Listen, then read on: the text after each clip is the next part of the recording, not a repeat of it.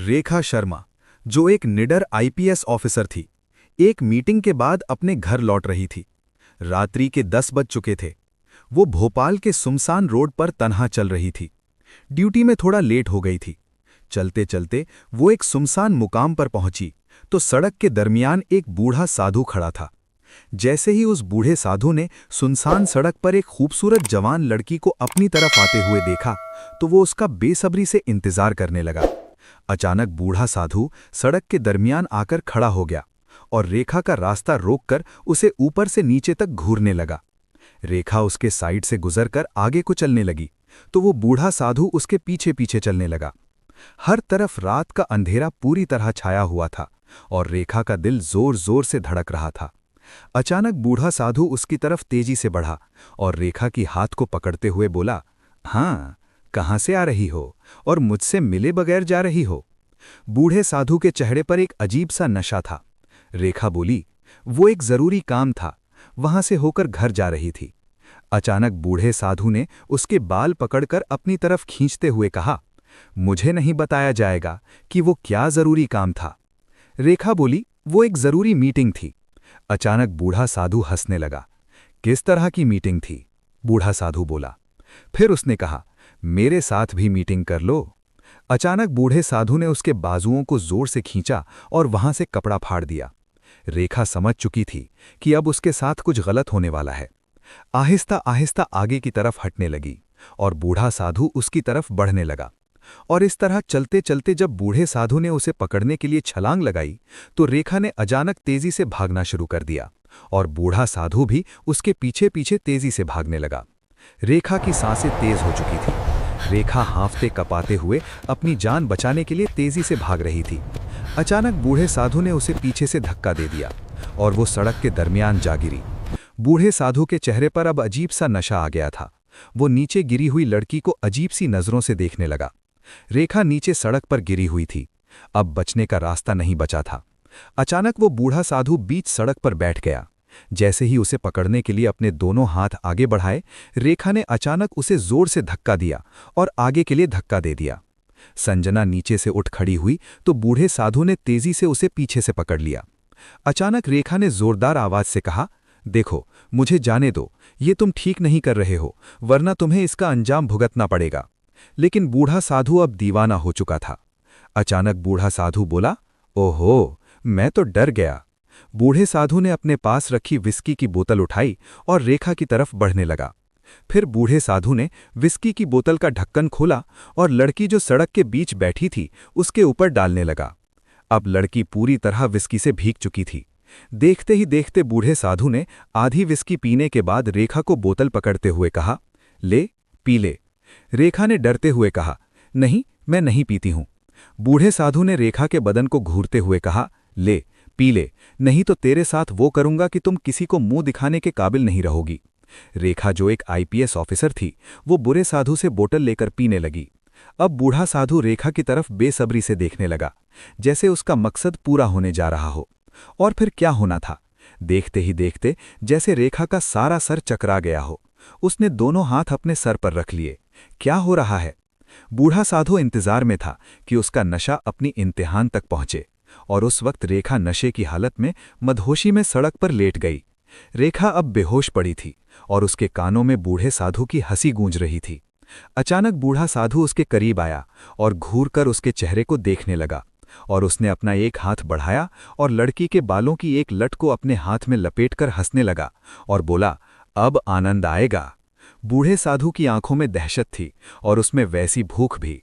लेकिन जैसे ही बूढ़े साधु ने रेखा के गाल को छूने की कोशिश की तो अचानक रेखा ने जमीन पर पड़ी बोतल को उठाकर जोर से बूढ़े साधु के सर पर दे मारी। बूढ़े साधु की आंखों के सामने अंधेरा छा गया और उसका चेहरा जख्मी हो गया और वो वहीं जमीन पर लड़खड़ाता हुआ गिर पड़ा। बूढ़ा साधु पल भर के लिए सन्न रह गया। रेखा गिरती संभलते हुए उठ खड़ी हुई। उसकी सांसें तेज थीं, कदम लड़खड़ा रहे थे। नशे की वजह से उसे चक्कर आ रहे थे, पर वो पूरी ताकत से दूर भागने लगी। तभी जमीन पर पड़े बूढ़े साधु ने चिल्लाते हुए कहा, कहाँ भाग रही हो? बूढ़ा साधु तेजी से उसकी तरफ भागा। रेखा अभी कुछ दूर ही भागी थी कि बूढ़े साधु ने फिर पीछे से आकर उसे पकड़ लिया। अचानक बूढ़ा साधु गुस्से में भागते हुए उसके पास आया अब उसकी आंखों में वहशी लालमन भर गई थी।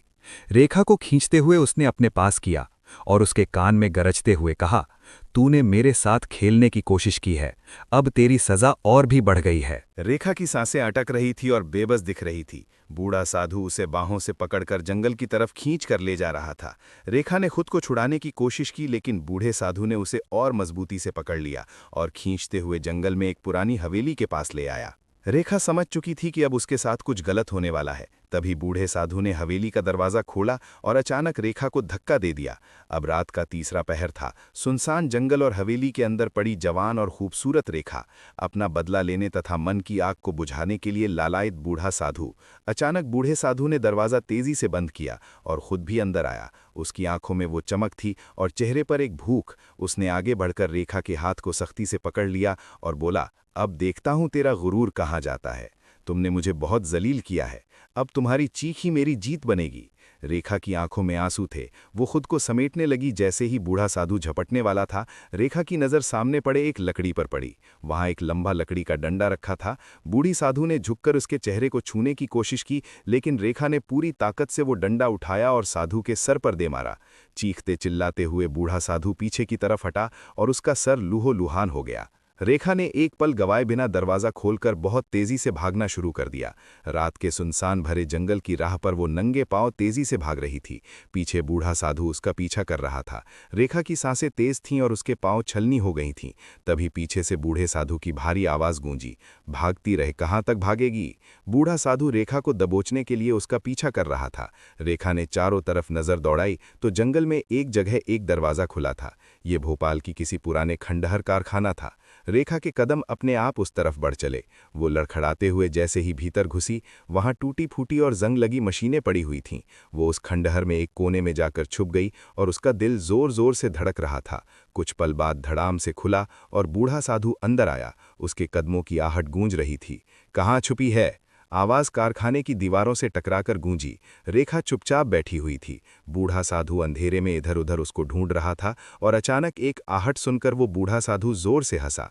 तभी अचानक रेखा अपना मुंह साधु की तरफ घुमाकर बोली, देखो, तुम ठीक नहीं कर रहे हो। तुम जो भी कर रहे हो इसका अंजाम बहुत बुरा होगा। कानून तुम्हें इसकी सजा देगा। बूढ़ा साधु हंसते हुए बोला, अरे पागल लड़की, तू अभी भी सोचती है कि मैं तुझे ऐसे ही जाने दूंगा? आखिर मैं एक साधु हूं। कानून वही है जो मैं चाहूं और इस वीरान जगह पर कोई तेरी चीखें सुनने वाला नहीं। रेखा डरते डरते वहां से उठ खड़ी हुई। अब बूढ़ा साधु उसके करीब आकर उसके बदन की खुशबू सूंघने लगा। अचानक रेखा ने बूढ़े साधु को जोर से धक्का दिया और कारखाने से बाहर निकल आई और फिर तेजी से वो दूर भागने लगी। लेकिन वो अभी कुछ दूर ही पहुंची थी कि जंगल की राह पर बूढ़ा साधु उसका रास्ता रोके खड़ा हुआ था। रेखा दूसरी तरफ भागना चाहा, लेकिन बूढ़े साधु ने उसे भागने नहीं दिया। अब रेखा को भागने का कोई रास्ता नहीं था। उसने डरते डरते अपनी आंखें बंद कर लीं और दोनों हाथ आंखों पर रख लिए।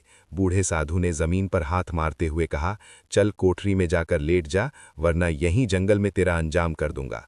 रेखा ने धीरे धीरे आंखों से हाथ हटाते हुए धीमे स्वर में बूढ़े साधु से कहा कि तुम्हारे पास साधु की वर्दी है तो तुम जो चाहो वो कर सकते हो, लेकिन याद रखना, जुर्म कभी दर का नहीं होता। बूढ़े साधु के चेहरे पर मुस्कान थी। बड़ी बहादुरी के लेक्चर दे रही हो, लेकिन ये बातें तेरी काम नहीं आएंगी। बूढ़ा साधु बोला, ऐसे नहीं मानेगी तो बूढ़ी साधु ने अपने थैले से एक रस्सी निकाली और उसके हाथ पांव बांधने लगा। रेखा ने सोचा, अगर मैं बंध गई तो बचने का कोई रास्ता शेष नहीं रहेगा। रेखा ने कुछ सोच विचार कर कहा, अच्छा ठीक है, मैं तैयार हूं। ये सुनकर बूढ़ा साधु जोर जोर से हंसने लगा और उसे घूरने लगा। बोला, अगर तुम पहले ही मान जाती तो तुम्हारे साथ मुझे ये सब नहीं करना पड़ता। तुम खुद ही तैयार है तो अब रस्सी की जरूरत नहीं। वो अंधेरी रात सुनसान जंगल में रेखा पुरानी हवेली की तरफ चलने लगी। बूढ़ा साधु भी अपना मकसद पूरा करने के लिए उसके पीछे पीछे चलने लगा। पुरानी हवेली के पास पहुंचते ही रेखा ने हवेली का दरवाजा खोला और एकदम पीछे मुड़कर बूढ़े साधु से बोली, देखो, मैं तुम्हारी बात मान तो रही हूं, लेकिन मैं तुम्हें एक बार फिर बता रही हूं कि इसका अंजाम तुम्हारे साथ बहुत बुरा होगा। बूढ़ा साधु जहर भरी मुस्कान के साथ बोला, हाँ हाँ, अंजाम तेरा, अंजाम मेरे हाथ में है, बाकी अंजाम की फिक्र छोड़ दे। रेखा ने आहिस्ता आहिस्ता कदम हवेली के अंदर रखे। बूढ़ा साधु उसके करीब आकर अजीब अंदाज में बोला, शाबाश, बहुत अक्लमंद हो गई हो। और जैसे ही बूढ़ा साधु हवेली के अंदर घुसने लगा, तभी पीछे से एक गाड़ी वहां आ गई। बूढ़े साधु ने गाड़ी को देखा तो हवेली का दरवाज़ा बंद करके गाड़ी की तरफ चला आया। रेखा हवेली के अंदर ही थी और बूढ़ा साधु गाड़ी में बैठे शख्स से बातें करने लगा। इससे पहले कि रेखा हवेली से बाहर निकलकर गाड़ी के पास आती, गाड़ी वहां से निकल गई। अब बूढ़ा साधु हवेली की तरफ मुड़ रहा था। इतने में जल्दी से रेखा ने दरवाज़ा खोला और बाहर आकर बूढ़े साधु का हाथ थामकर बोली, हाँ, अब क्या हुआ? रेखा ने प्यार भरी मुस्कान के साथ उसकी तरफ देखा और उसको गले लगाते हुए बूढ़े साधु के चेहरे पर मुस्कान आ गई। बूढ़ा साधु तुरंत हवेली की तरफ गया, वहां से एक फल निकालकर रेखा की हाथ में पकड़ा दिया। रेखा वहीं जंगल की राह पर बैठ गई और फल खाने लगी। बूढ़ा साधु जो आतुर होकर खड़ा था, उसका सब्र टूट गया। उसने रेखा से कहा, जल्दी खाओ, वक्त नहीं है। रेखा ने अपने आप से कहा, अब इसको ज्यादा रोकना मुमकिन नहीं है, अब मैं क्या करूं? वो डरते डरते राह से उठ खड़ी हुई। अंधेरी रात और सुनसान जंगल का सन्नाटा डर पैदा कर रहा था। बूढ़ा साधु अब पूरी तरह से तैयार था। उसकी आंखों में हवस भरी चमक थी। घोड़ा साधु घमंड के नशे में चूर था। तुम यही कहती हो तो यही सही। और सन्नाटा चारों तरफ फैल चुका था। कभी कभी दूर से हवा के झोंके और जंगल में जानवरों की आवाज आ रही। रेखा ने बड़ी मासूमियत के साथ उसका हाथ अपने हाथ में थामा। फिर रेखा ने बूढ़े साधु से कहा, यहाँ नीचे राह पर लेट जाओ और अपनी आंखें बंद करो।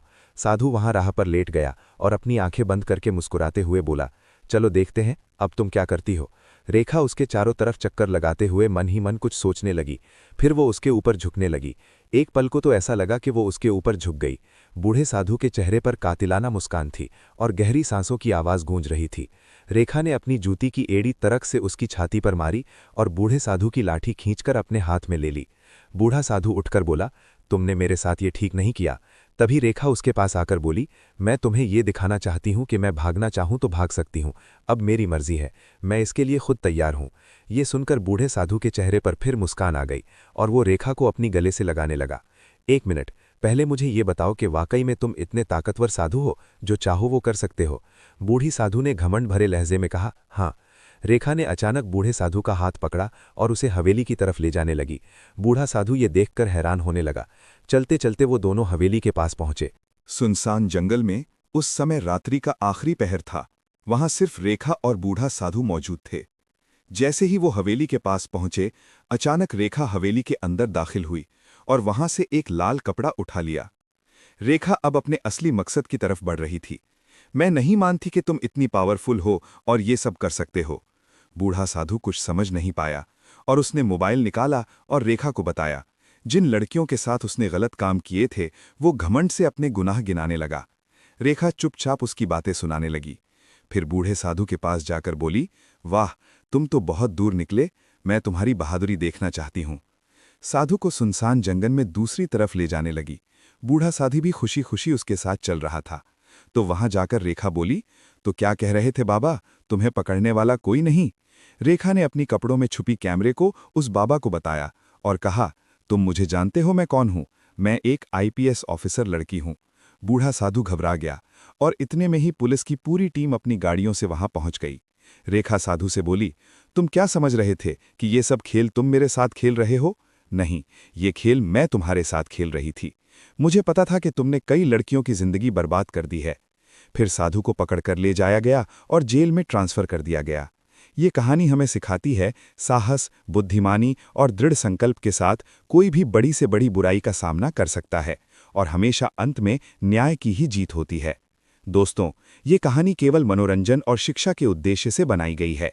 इसमें दिखाए गए सभी पात्र काल्पनिक हैं, इनका व्यक्ति विशेष से कोई संबंध नहीं है। कृपया इसे केवल एक कहानी के रूप में देखें और इसका आनंद लें। हम किसी की भावनाओं को ठेस पहुंचाना नहीं चाहते।